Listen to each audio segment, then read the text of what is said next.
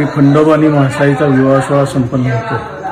या विवाह सोहळ्यासाठी राज्यातून परराज्यातून लाखो भाविक येत असतात। या विवाह सोहळ्याला सातारा, सांगली, कोल्हापूर, पुणे, सोलापूर या जिल्ह्यातील सर्व मानाचे गाडे, शासनकाठ्या, पालख्या ही वराडी मानकरी म्हणून उपस्थित असतात आणि गावातील देवस्थानचा प्रमुख कारखाना मानकरी, 4 पाटील मानकरी, इतर सेवेकरी सर्व मानकऱ्यांच्या उपस्थितीत उद्याचा सोहळा हा गोरज मुहूर्तावर संपन्न होत असतो।